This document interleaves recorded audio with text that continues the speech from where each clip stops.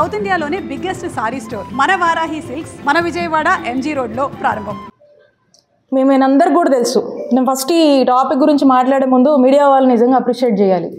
ఎందుకంటే 3 days back మన చిలుకలూరుపేట హైవేలో బైపాస్ మీద ఒక యాక్సిడెంట్ జరిగింది. ఆ యాక్సిడెంట్లో 5 అమాయకపు విద్యార్థులు, ఎంతో బంగారు భవిష్యత్తు, ఎంతో భవిష్యత్తు ఉన్నటువంటి ఆ విద్యార్థులు ఈ యాక్సిడెంట్లో చనిపోయారు. చాలా బాధాకరం. ఈ జరిగినటువంటి వెంటనే ఈ విషయం ఎంబటే మీడియా వాళ్ళంతా కూడా వారి దృష్టికి వచ్చి మీరే వెళ్ళి దీన్ని హైలైట్ చేశారు ఇమీడియట్గా. ఈ కృషిని మెచ్చుకోవచ్చు, ఎందుకంటే అందరికీ కూడా తెలియజేశారు ఈ విషయాన్ని. జరిగినటువంటి వెంటనే స్పాట్లో అందరు వెళ్ళారు. మరి ఈ యాక్సిడెంట్లో 5 విద్యార్థులు ప్రాణాలు కోల్పోవడానికి కారణం ఎవరు దీనికి కారణం? నర్సరావుపేటలో ఒక డిఎస్పీ ఆఫీస్లో ఉన్నటువంటి డిఎస్పీ ఆఫీస్లో ఏఎస్ఐగా సీను అని పనిచేస్తున్నారు. ఆయన కొడుకు వెంకట్ నాయుడు కాదా దీనికి కారణం అని అడుగుతా ఉన్నాను. ఈ వెంకట్ నాయుడు మళ్ళీ ఆయన గ్యాంగు. ఈ వెంకట్ నాయుడు అనేటువంటి వ్యక్తి ఓ నకిలీ బ్రేక్ ఇన్స్పెక్టర్ అవతారం ఎత్తి హైవేలో వచ్చే పోయే వెహికల్స్ని ఆపి అక్రమంగా వాళ్ళ దగ్గర నుంచి డబ్బులు వసూలు చేసుకోవడం. ఇది కొన్ని సంవత్సరాలుగా ఇదే తన వృత్తంట చెప్తున్నారు అందరూ. దాదాపుగా 10-15 కేసులు ఉన్నాయంట అతని మీద. రకరకాలుగా వేధించి అక్రమంగా వసూలు చేసి ఇబ్బంది పడి రకరకాల మరి అంత ఒక హ్యాబిచువల్ అఫెండర్ అంటున్నారు ఇతన్ని. ఆల్రెడీ నర్సరావుపేటలో రౌడీ షీట్ ఉంది. ఇంతకుముందు గతంలో రిమాండ్ కూడా అయ్యాడు ఈ వ్యక్తి వెంకట్ నాయుడు. మరి ఇతని గ్యాంగు ఈ 5 ప్రాణాలు అంటే వస్తున్నటువంటి ఆ హెవీ వెహికల్ని ఆపి ఏదో డబ్బులు వసూలు చేసుకుందాం అనుకున్నారు. వాళ్ళు వస్తున్నారు, ఆ స్పీడ్ కంట్రోల్ కాక ఆ కారు కొట్టేసి, మీరందరూ కూడా సీసీ ఫుటేజ్ చూసారు, ఆ వీడియోస్ అందరూ కూడా చూసారు. ఆ కారు వాళ్ళు దాని కిందకు వచ్చేసింది.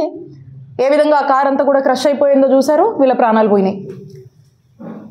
మరి ఈ రోజున ఇంత బాధాకరము, ఇంత దారుణం జరిగితే అసలు నాకు అర్థం కావట్లేదు. ఏం చేస్తుంది ఈ జిల్లాలో ఉన్నటువంటి పోలీస్ యంత్రాంగం? ఏం చేస్తుంది?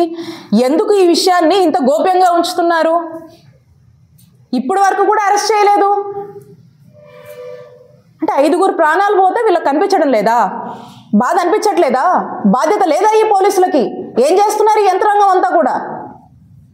ఇప్పుడు వరకు కూడా దాని మీద ఏం చేస్తున్నారో, ఏం స్టెప్స్ తీసుకున్నారో ఇప్పుడు కనీసం ఒక్కరు కూడా స్పందించలా. నేను చెప్తా ఉన్నారు, ఐజీ గారు వచ్చారు, ఎస్పీ గారు కూడా వచ్చారు, ఆఫీసర్లు అందరూ వచ్చారు, ఏం మాట్లాడలేదు, సైలెంట్గా వచ్చారు, సైలెంట్గా వెళ్ళిపోయారు. వాళ్ళు ఏం మాట్లాడుకున్నారో ఎవరికి తెలీదు. అంటే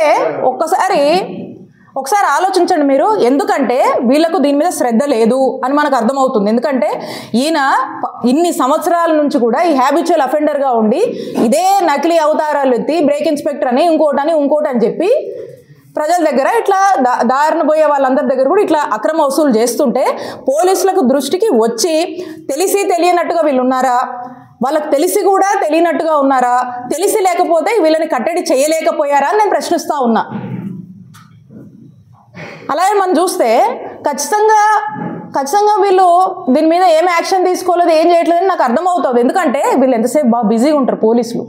ఎందుకు బిజీగా ఉంటారంటే వైఎస్ఆర్ కాంగ్రెస్ పార్టీ వాళ్ళ మీద అక్రమ కేసులు కట్టాలి, అక్రమ అరెస్టులు చేయాలి, గాలి పోగేసుకొని ఓడొచ్చి కంప్లైంట్ ఇచ్చినా దాని మీద ఇమీడియట్గా వెంటనే స్పందించాలి. ఇమీడియట్గా వాళ్ళ మీద ఏదో ఒకటి కేసులు పెట్టి అరెస్టులు చేయాలి, జైలుకు పంపించాలి. దీని మీద ఉన్నటువంటి ఇంట్రెస్ట్, దీని మీద ఉన్నటువంటి బిజీ ఇంకో దాని మీద లేదు ఇక్కడ ఉన్నటువంటి పోలీసులకి. పోలీసులు ఎంతసేపు వైఎస్ఆర్ కాంగ్రెస్ పార్టీని టార్గెట్ చేస్తూ పోతున్నారు కాబట్టి దాంట్లో బిజీగా ఉన్నారు. కాబట్టి 5 విద్యార్థులు చనిపోతే దీని మీద రియాక్ట్ అవ్వడానికి కానీ దీని మీద ఏమవుతుంది అని దీని మీద తగినటువంటి చర్యలు తీసుకున్నానికి వీళ్ళకి టైం లేదు. నేను అడుగుతా ఉన్నా ఈ జిల్లాలోని పోలీస్ యంత్రాంగాన్ని,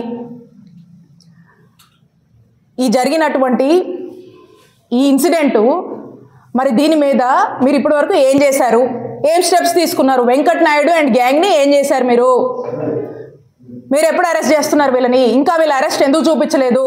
ఏదో ఎంక్వైరీ అని చెప్పి పొద్దున సాయంత్రం తిప్పుతున్నారంట. దీని మీద ఇమీడియట్గా దీని మీద ట్రాన్స్పరెంట్గా జెన్యూన్ ఎంక్వైరీ చేసి ఇమీడియట్గా కఠిన చర్యలు వీళ్ళ మీద తీసుకోవాలి. అలాగే ఈ ఫ్యామిలీస్ ఎవరైతే ఈ చనిపోయిన స్క్రీన్షా ఇవ్వండి, ఈ కుటుంబాలను ఆదుకోండి, ఈ కుటుంబాలకు న్యాయం చేయండి అని ఈ ప్రభుత్వాన్ని డిమాండ్ చేస్తూ ఉన్నాము. ఇదే మనం మాట్లాడుతూ ఉన్నాము. ఎందుకు ఈ విషయంలో చాలా గోప్యంగా ఉంచుతున్నారు, ఎందుకు చాలా సైలెంట్గా డీల్ చేస్తున్నారో మనకు అర్థం కావట్లేదు. ఇప్పుడు వరకు కూడా అరెస్ట్ చేయలేదు.